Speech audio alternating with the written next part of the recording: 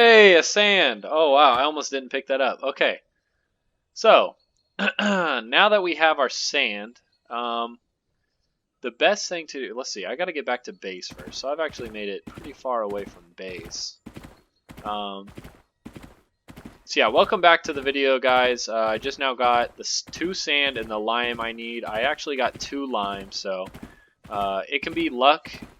You know, sometimes you'll get 2 sand and 1 lime, so that's pretty lucky. This followed just the usual drop rate, or you could be very unlucky and get a whole bunch of lime and just never get any sand. So we got fairly lucky here to just hit the normal drop rate. But yeah, so it took me about 2 minutes to do that.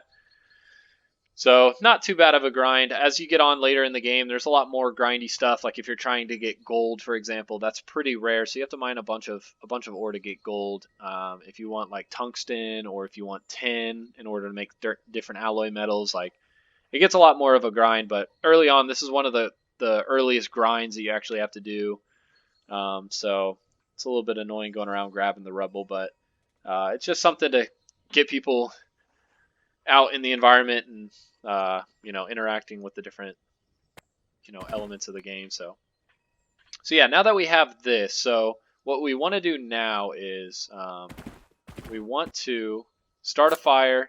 I just found a flint, thankfully, because I just dropped all of mine after that giant grind. So what I want to do is start a fire and then melt one of these sands down into some glass. So I'll start a fire right here, and I'll make some sand. Okay, you don't actually smelt the sand. That's embarrassing. So how do you make glass? Okay, so I'm remembering now. You make glass in a kiln. Okay, so the next thing is to get clay. So if you go around to ponds and drink them to deletion, then eventually they'll drop some clay. So it's not super rare. It's pretty common.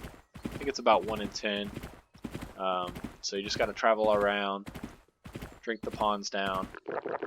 Eventually you'll find some clay, and then we can use the clay to make a kiln.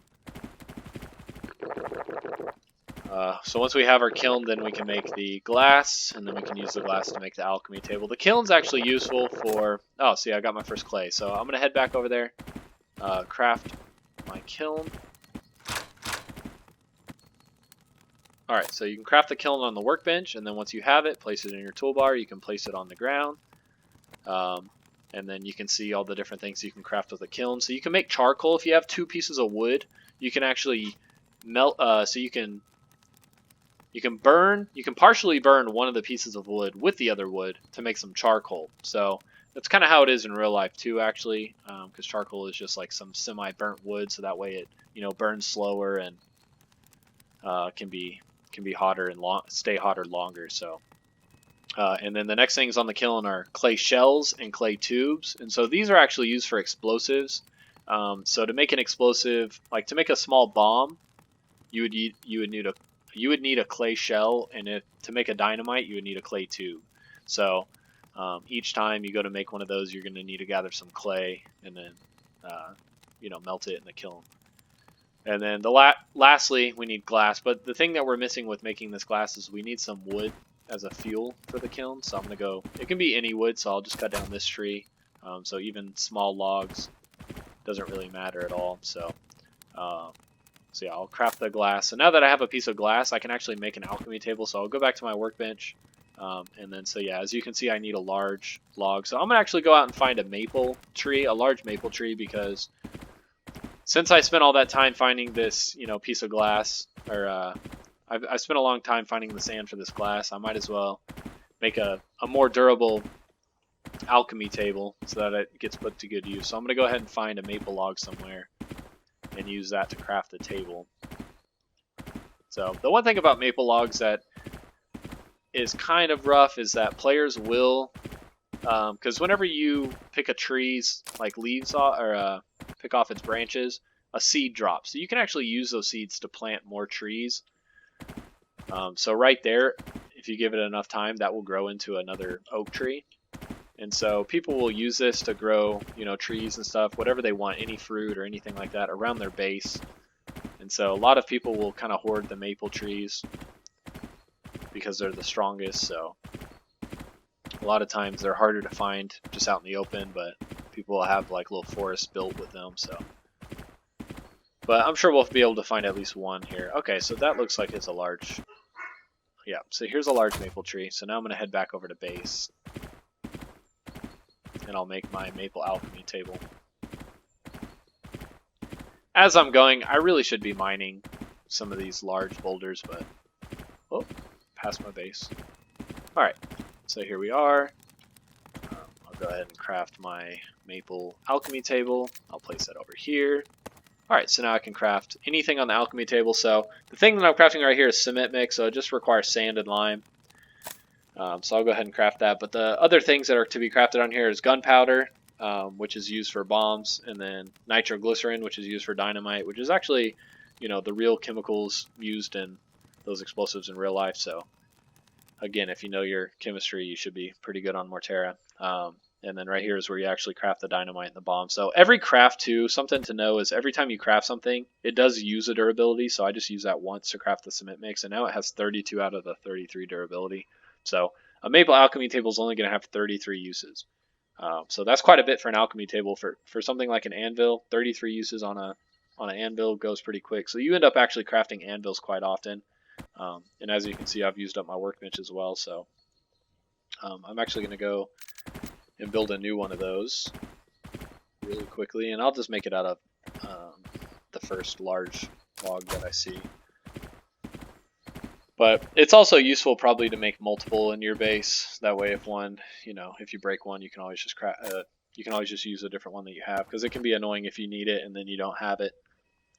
So yeah, now that I have this cement mix, I'm gonna go ahead and deposit this just in case if somebody kills me with it. It's pretty valuable, so I don't want to just have it on me. But now what I'm looking for is, you know, a large boulder.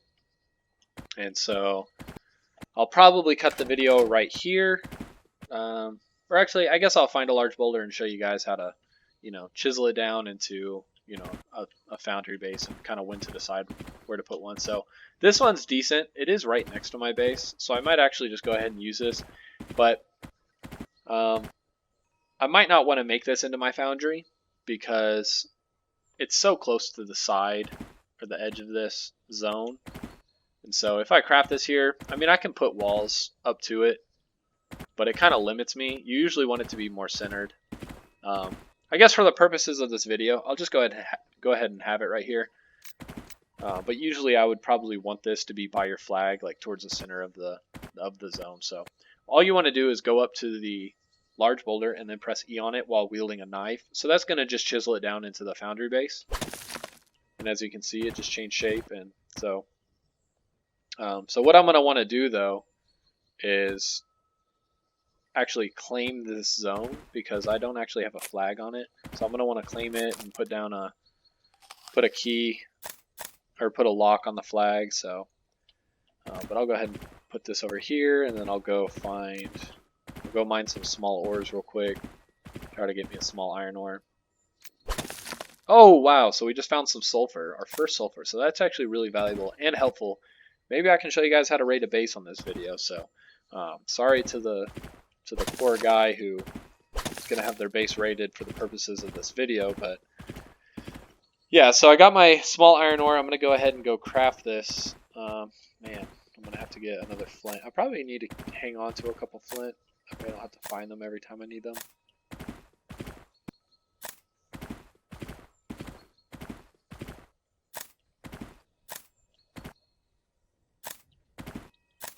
Yeah, so sulfur is actually pretty rare, so it was highly unlikely that I would find one in this video.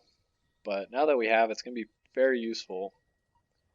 So I can actually, it opens up a lot of possibilities for us, because originally I was kind of thinking, well, it's going to be hard to show anybody how to raid on here, because, you know, it's kind of rare to find that. So I'll have to either do a speed run of mining and try to get it, or I don't know. But anyways, we got one quickly. So I would say anybody watching this, don't expect it to be so quick. But I'm going to go ahead and smelt down this ore. Go over to the base real quick. Craft this into a lock. That way I can at least secure this flag. I'll go ahead and grab my cement mix, and I'll go ahead and bank my sulfur, because we'll be needing that for later. And I'll come over here, and now that I quit my cement mix, I can press E on the foundry base. Boom, and it'll make it into a foundry. So now, when I open up the foundry, you can see the different resources I have. So here, let me actually lock my flag real quick before somebody comes up and claims my base. And yeah, so you can see the different different bars that we can craft. So once you have the materials in here, you can just craft the bar. So in the next video, I will mine a little bit. I will fill this up, and I'll show you kind of how good a foundry is, and then from there, we'll start to build up the second base out of metal walls, metal doors, stuff like that. Try to build up something a little bit more solid so we're not getting raided so quickly. And yeah, I'll see you in the next video.